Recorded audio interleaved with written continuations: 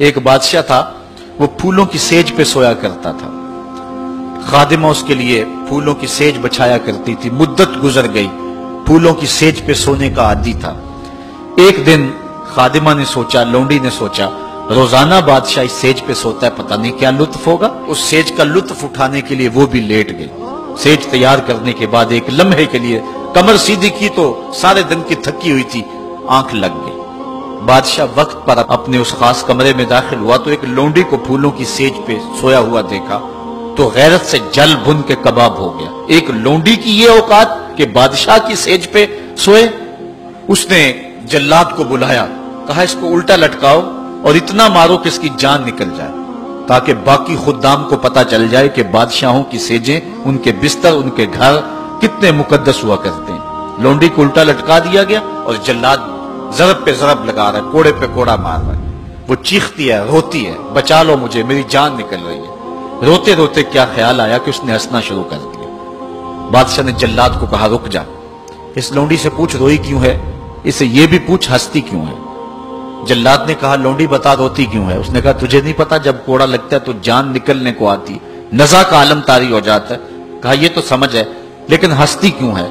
کہا ہنسی مجھے اس بات سے آئی ہے کہ چند لمحوں کے لیے سوئی ہوں، اتنی تکلیف کاٹ رہی ہوں، سوچا عمر بھر ہو گئی سوتے ہوئے، جس کو اس کا کیا بنے گا، جس کی زندگی بیت گئی اس سیج پہ سوتے ہوئے، اس کا کیا بنے گا۔ صاحبو، یہ دنیا پھولوں کی سیج نہ بنائیں، اس دنیا کو اللہ کی عبادت کے لیے گزاریں، ذکر فکر میں گزاریں، سحری کے وقت اٹھ کے مصلی پہ کھڑا ہو کے رونا سیکھیں، اللہ کے حضور آئیں، رزق کی تلاش میں رازق کو بھول نہ جائیں۔ تم سمجھتے ہو دکان بند کر کے چلے گئے تو شاید میری آج کی سیل کم ہوگی۔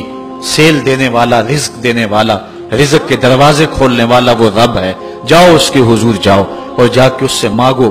آج اس دنیا کے اندر آپ کہیں ملازمت کرتے ہیں، 8 گھنٹے کی ڈیوٹی دینا ہوتی ہے، ان 8 گھنٹوں کے اندر آپ کا مالک آپ کو بلائے، صرف 8 گھنٹوں میں ایک عارضی ملک آپ کے اوپر رکھتا ہے، تو آپ دوڑ کے جاتے ہیں کہ نہیں جاتے؟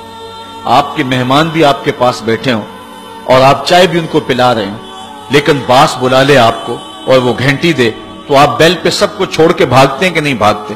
مہمانوں سے بھی معذرت کرتے ہیں، مجھے باس نے بلایا، آپ دوڑتے جا رہے ہیں۔ یار ایک دنیا کا باس بلائے تو مہمانوں کو چھوڑ کے، چائے کو چھوڑ کے، مرغن غذاؤں کو چھوڑ کے، سب کو چھوڑ کے بھاگ جاتے ہیں، اور رب کا نمائندہ پکارے حیا علی الصلاۃ اور حیا علی الفلاح، جو بندہ اس کے حضور نہ جائے کتنا بڑا بد نصیب ہے، کتنی بد نصیبیاں اس کا مقدر ہیں کہ جو اس کے حضور۔ لیکن یہ اللہ تعالیٰ جل شانہ کی رحمت کی عمومیت ہے۔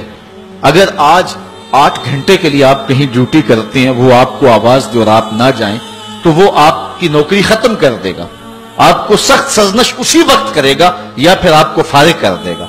لیکن اللہ تعالیٰ جل شانہ اس کی نافرمانی پہ نافرمانی کرتے رہیں، کبھی اس نے رزق کے دروازے بند نہیں کیے، بلکہ جو نہیں مانتے ان کو اور زیادہ دے رہا ہے، کیونکہ ان کا حصہ صرف دنیا پہ ہی ہے نا، آخرت میں تو حصہ ہی کوئی نہیں ہے۔ بلکہ فرمایا اگر مسلمانوں کی دل جوئی کا لحاظ نہ ہو تو میں کافروں کے گھروں کی سیڑھیاں بھی سونے اور چاندی کی بنا دوں، چونکہ انہوں نے دنیا کو دیکھا ہے، آخرت ابھی دیکھی نہیں ہے، ورنہ جو ان کے لیے آخرت میں رکھا گیا ہے، دنیا کی کوئی شے ان کے نزدیک حیثیت ہی نہ رکھے۔ بلکہ حدیث میں آتا ہے، صاحب مشکات نے اس کو لکھا کہ دنیا کے اوپر جس کو سب سے زیادہ تکلیفیں پہنچی ہوں گی وہ جنت میں لے جایا جائے گا، اور ایک مرتبہ جنت میں جو ہے وہ داخل کر کے نکال دیا جائے گا، اور کہا جائے گا کہ بتا دنیا کے اوپر تجھے بڑی تکلیفیں پہنچی؟ وہ کہے گا یا اللہ مجھے تو کوئی تکلیف پہنچی ہی نہیں ہے۔ جنت کی صرف آب و ہوا سارے دکھ ختم کر دے گی، اور جس نے تخت و تاج پہ بیٹھ کے بھی زندگی ساری گزاری ہو، حدیث میں آتا ہے اس کو جہنم میں ایک ڈبکی لگائی جائے گی، اور پھر اس کو کہا جائے گا بتا تو دنیا کے اوپر کوئی راحت پائی ہے؟ وہ کہے گا مالک دنیا کے اوپر میں نے کوئی سکھ دیکھا ہی نہیں ہے۔ ایک ہوتا جہنم کے اندر دیا جائے گا، دنیا کے سارے سکھ ہی بھول جائے گا کہ میں وہاں بادشاہ ہوا کرتا تھا، میں وہاں حکمران ہوا کرتا تھا، پوری دنیا کو میں نے جو ہے وہ ریوڑ کی طرح ہانکا تھا اور انسانیت کا قتل کیا تھا، میری رونق اور میرا تکبر دنیا کو جکا دیتا تھا۔ اس کو کوئی شے اور اپنی کوئی آکڑ اور کوئی بات یاد نہیں رہے گی، صرف ایک ڈبکی کی بات ہے۔ اور جس نے دکھ پہ دکھ کاٹے، غربت، تنہائی، دکھ، اذیت، مصائب، آلام، مشکلات، لیکن ایک بار جنت سے گزار کر کے جنت کی صرف آب و ہوا ہی سنگھائی جائے گی، اس کو کہا جائے گا بتا دنیا کے اوپر تجھے کوئی دکھ پہنچا؟ وہ کہے گا میرے رب دنیا پہ مجھے کوئی دکھ نہیں پہنچا۔ اب بتائیے کہ اللہ کے حضور ہم حاضر ہوں یا کہ دنیا کوئی منشا و مقصود بنا لیں؟ ہماری زندگی کی ڈگر کیا ہونی چاہیے؟